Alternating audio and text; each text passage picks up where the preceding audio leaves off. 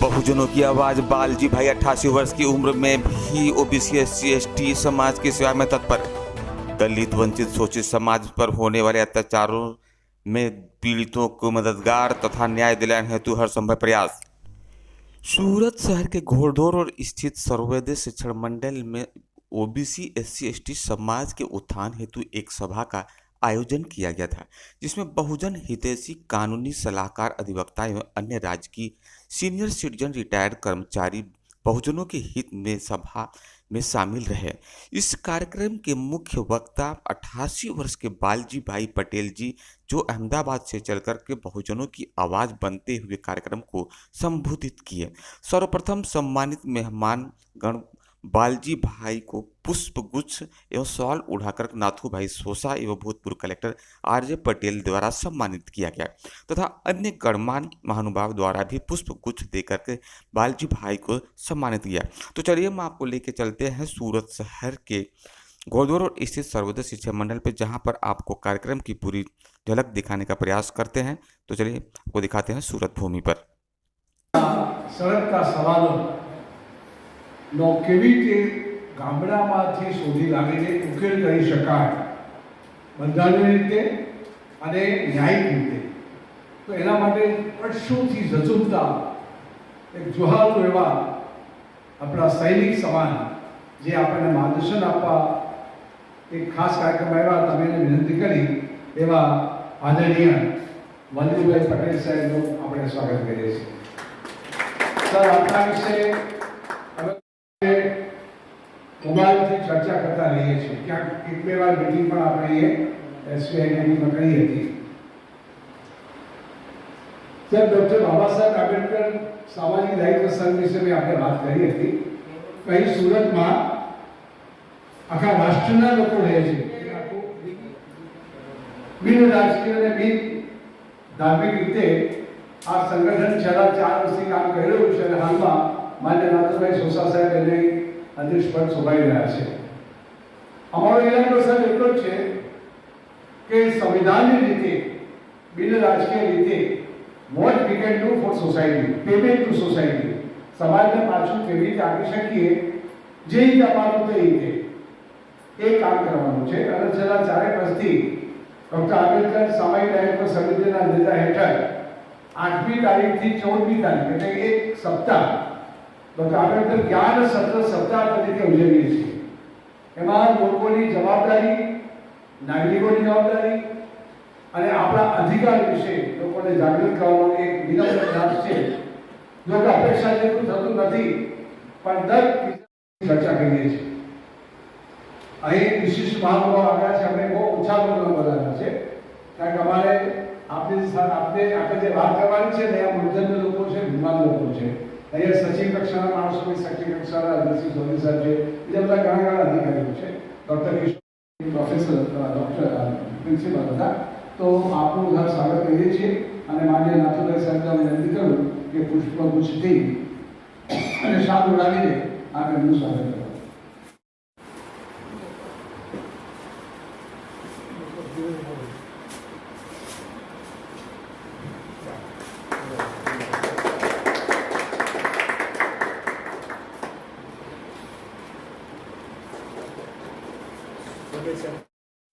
આપણું આ ભારતીય બંધારણ મોસ્ટ ઓફ ઇન્ડિયા પૈસા એક્ટ હેઠળ ગ્રામ સભા, જે ખાસ કરીને ટ્રાઇબલ લોકો માટે છે, અને ગુજરાતના આદિવાસીઓની જમીન મિલકત માટે કાયદો તોતે બદલે વિશે અમે પુસ્તકો છાપ્યા છે, એવું આપણે સવિને ભેટ આપે છે।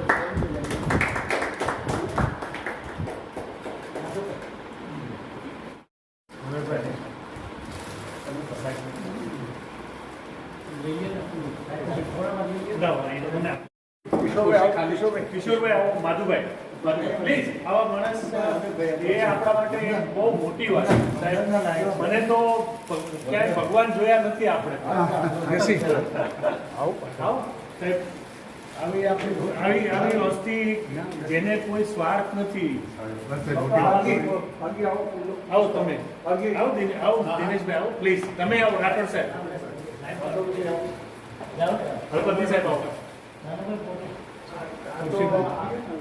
તમને છે આનો કોલેજમાં હા જ્યાં આપણે ત્યાં પડ્યા ત્યાં બની રહ્યા રાઠોડ સાહેબ આવો નાનુભાઈ તમે આવો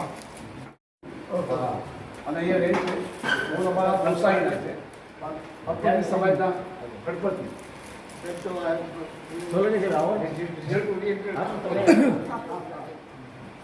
આપણે ઘરના છીએ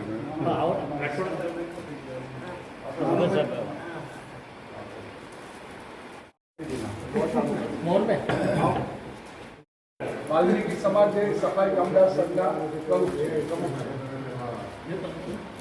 જો આવો સાહેબ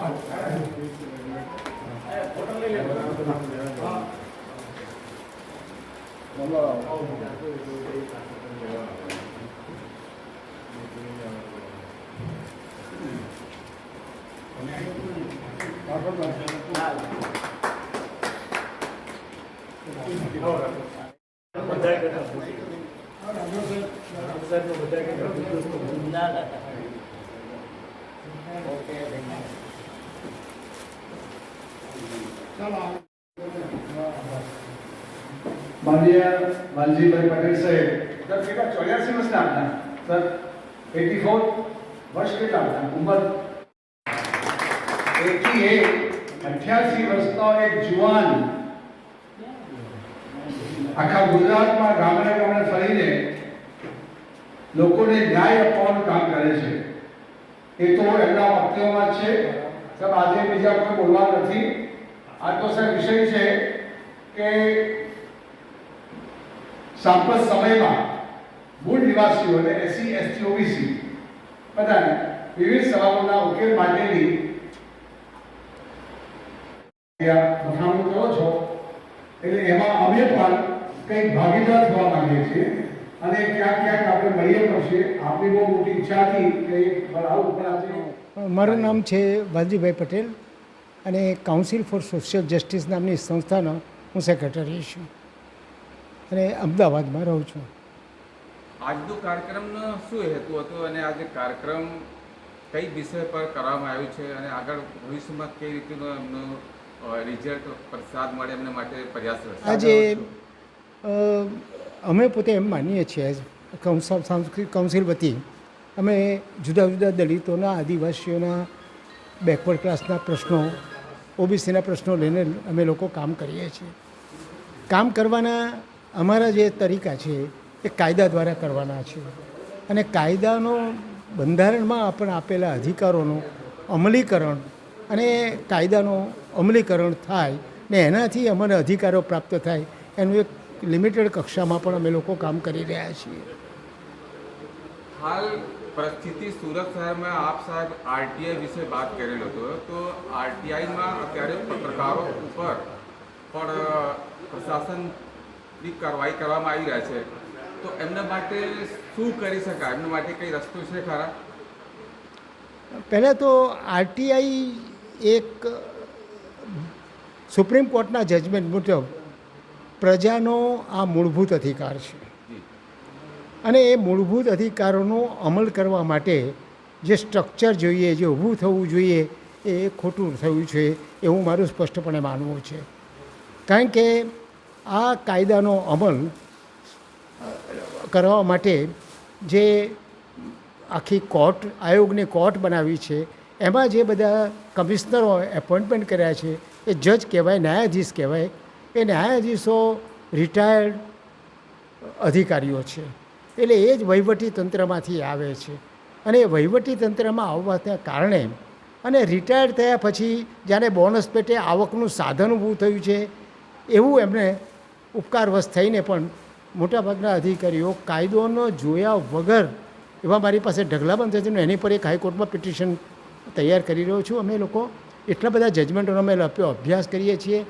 એમાં દાખલા તરીકે એમાં એક કાયદાની એમાં એવી જોગવાઈ છે કે 30 દિવસમાં એ માહિતી ન આપે અથવા માહિતી ન આપવાના કારણો ન આપે તો એનો રોજનો 250 લેખે અને મેક્ઝિમમ 25,000નો દંડ કરવાની જોગવાઈ છે. અમે આની પર અત્યારે કેટલાય જજમેન્ટ શોધી કાઢ્યા કે જે જજમેન્ટોની અંદર 30 દિવસમાં માહિતી નથી આપી કે માહિતી આપવાના કારણો નથી આપ્યા અને છતાંય એમની સામે કોઈ દંડ થયો નથી કે એમને કોઈ સજા થઈ નથી. એવા બધા જ અમે કેસો લાવીને અમે ભેગા કરીએ છીએ. એ પણ અમે કોર્ટમાં મૂકવાના છીએ અલગ અલગ ટાઈપ. મેં અભ્યાસ કર્યો એમાં મને એ પણ દેખાયું કે દંડ કરવાનો જે છે, દંડ કરે છે એ અન્ય રાજ્યોના પણ દર વર્ષે રિપોર્ટ બહાર પડે છે. એ બધા રિપોર્ટો અન્ય રાજ્યોના અને ગુજરાતનો રિપોર્ટ મેં કમ્પેરેટિવલી સ્ટડી કર્યો. તો દંડ કરવાના રકમ બીજા રાજ્યો કરતાં બધા ઓછામાં ઓછી ગુજરાતની છે.